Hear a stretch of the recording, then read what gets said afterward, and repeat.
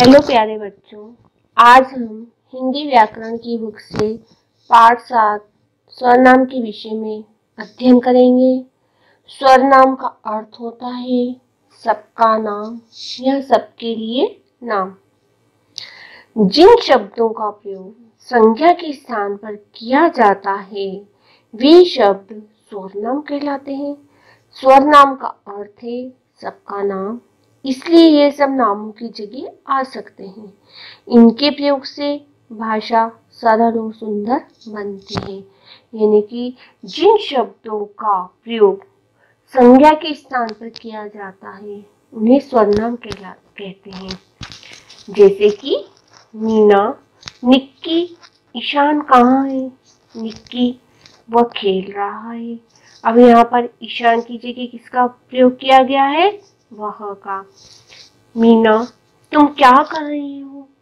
निक्की मैं खेलने जा रही हूँ। मीना तुम किसके साथ खेल रही हो? निक्की मैं मनन और अंजलि के साथ खेल रही हूँ। यहाँ कुछ नाम शब्द आए हैं और कुछ उनकी जगह पर आए हैं, जैसे वह, तुम, मैं, किसके। यदि इनकी जगह नाम ही लिख देते तो भाषा इतनी सुंदर न होती।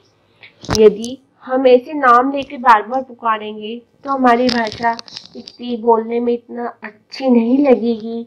इसलिए अर्थात हम कह सकते हैं जो शब्द संज्ञा शब्दों के स्थान पर प्रयोग किए जाते हैं उन्हें स्वरनाम कहते हैं। बच्चों, अब हम स्वरनाम के भेद समझेंगे। स्वरनाम के निम्नलिखित 6 भेद होते हैं: पुरुषवाचक स्वरनाम, निश्चयवाचक स्वरनाम, अनिश्चयवाचक स्वरनाम, संबंधवाचक स्वरनाम, प्रश्नवाचक स्वरनाम, निजवाचक स्वरनाम। अब इनके बारे में हम विस्तार से समझेंगे। सबसे पहले आता हमारा पुरुषवाचक स्वरनाम। जो स्वरनाम बात कहने वाले, सुनने वाले या किसी अन्य व्यक्ति या प्राणी के लिए प्रयोग किए जाते हैं उन्हें पुरुषवाचक स्वरनाम कहते हैं। जैसे मैं, हम, तुम, आप, वह, वे आदि। ये किसके उदाहरण है? पुरुषवाचक स्वरनाम के उदाहरण है। अर्थात हम कह सकते हैं जो स्वरनाम शब्द बोलने, सुनने वाले या किसी अन्य व्यक्ति के लिए प्रयोग किए जाते हैं उन्हें हम पुरुषवाचक स्वरनाम कहते हैं। पुरुषवाचक स्वरनाम के 3 भेद हैं: उत्तम पुरुष, मध्यम पुरुष, अन्य पुरुष। उत्तम पुरुष क्या हुआ? First person. मध्यम पुरुष हुआ सेकंड पर्सन। अन्य पुरुष हुआ थर्ड पर्सन। उत्तम पुरुष, उत्तम पुरुष में आते हैं बात को कहने वाला अपने लिए जिन स्वर नाम का प्रयोग करता है उन्हें उत्तम पुरुष कहते हैं। यानी कि जो बात करने वाले होते हैं वो उन सर्वनामों का प्रयोग करते हैं उन्हें क्या कहते हैं? हम उत्तम पुरुष कहते हैं। जैसे मैं और हम। दूसरा आएगा हमारा मध्यम पुरुष, यानी कि सेकंड पर्सन। जिन स्वर नामों का प्रयोग बात को सुनने वाले के लिए किया जाता है उन्हें मध्यम पुरुष कहते हैं।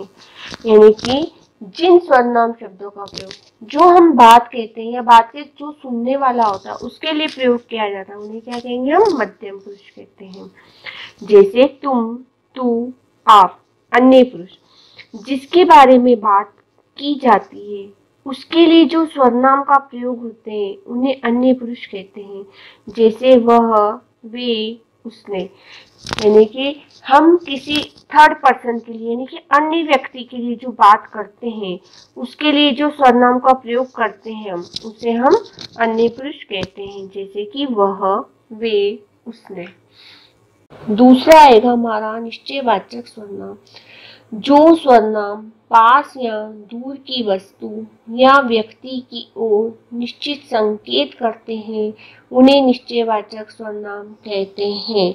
अर्थात जिस स्वरनाम शब्द से किसी निश्चित व्यक्ति या वस्तु के बारे में हमें पता चलता है उसे हम निश्चयवाचक स्वरनाम कहते हैं।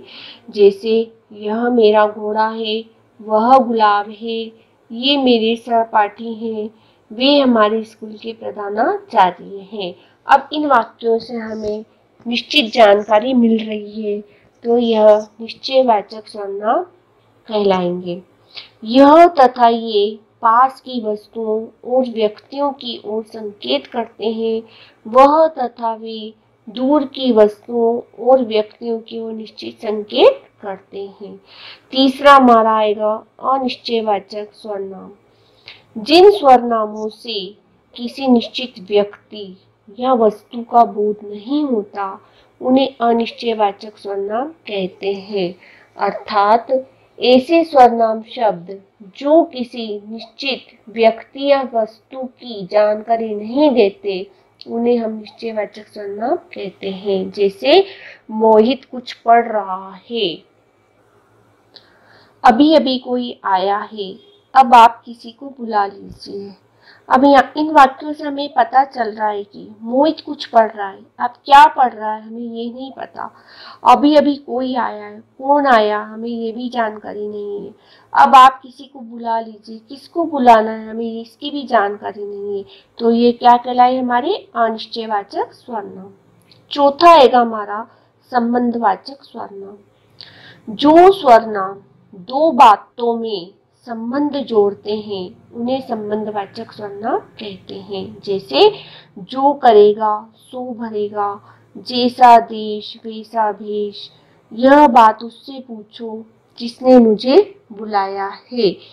एक सर्वनाम का संबंध दूसरे सर्वनाम से जोड़ने वाले शब्द, ये क्या कहलाए, हमारे संबंधवाचक शब्द कहलाए। पांचवा आएगा हमारा प्रश्नवाचक सर्वनाम। जिन सर्वनामों का प्रयोग प्रश्न पूछने के लिए किया जाता है, उन्हें प्रश्नवाचक सर्वनाम कहते हैं। अर्थात जिन सर्वनाम का प्रयोग हम प्रश्न पूछने के लिए करते हैं, उन्हें प्रश्नवाचक सर्वनाम कहते हैं। जैसे इस बोरी में क्या है, उस कमरे में कौन है, तुम्हें यहाँ किसने बुलाया है। अब इन वाक्यों से प्रश्न पूछे जा रहे हैं, तो ये क्या कहलाए, हमारे प्रश्नवाचक सर्वनाम। अब छठा हमारा आएगा निजवाचक सर्वनाम। जिन सर्वनामों का प्रयोग कर्ता अपने लिए निज के अर्थ में करता है, उन्हें निजवाचक सर्वनाम कहते हैं। अर्थात जिन सर्वनाम शब्दों का प्रयोग अपने लिए किया जाता है, उसे निजवाचक सर्वनाम कहते हैं। जैसे मैं यह काम स्वयं कर लूंगी, शोभित आप आ जाएगा, तुम यह सब खुद करो। अब ये सारे काम अपने लिए किए जा रहे हैं, तो यह निजवाचक सर्वनाम कहलाएंगे।